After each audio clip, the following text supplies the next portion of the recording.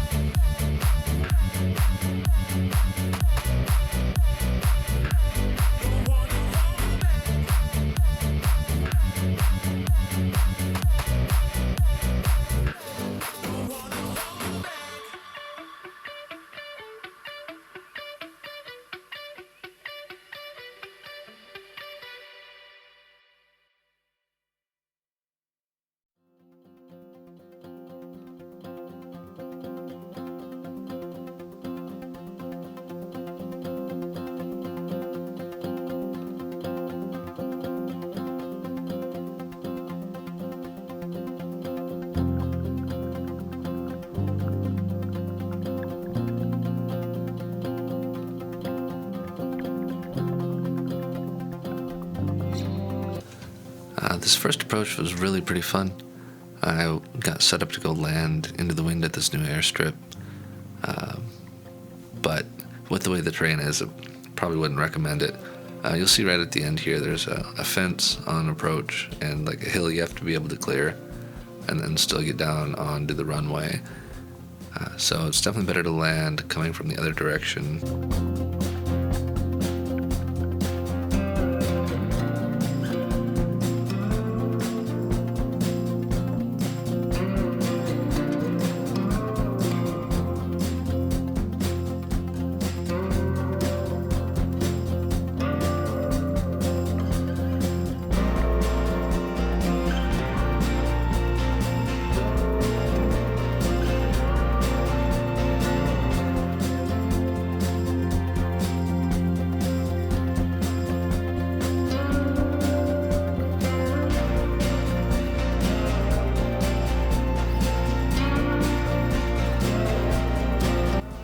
Back to the airport and swapped out the camera battery.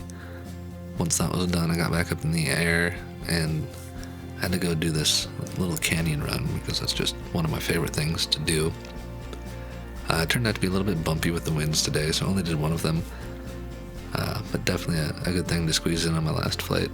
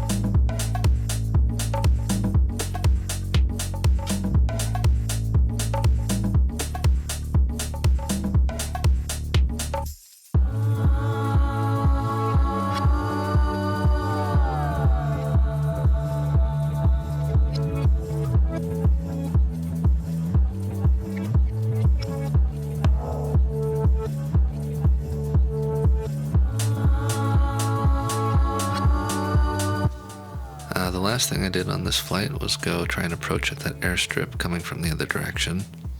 That worked out quite well, actually, but there was still a pretty big tailwind, so I wouldn't have liked it that day if I was going to actually go land there. Still a lot of fun to do. And that pretty much wraps up my time with the Challenger. I'm planning to use the proceeds from the sale to start a new build, and I will definitely keep you posted as I get started on that. Of course, kit lead times will be a minimum of 4 months, it sounds like, and just gotta make sure we can actually go through with that, and I'm looking forward to getting started.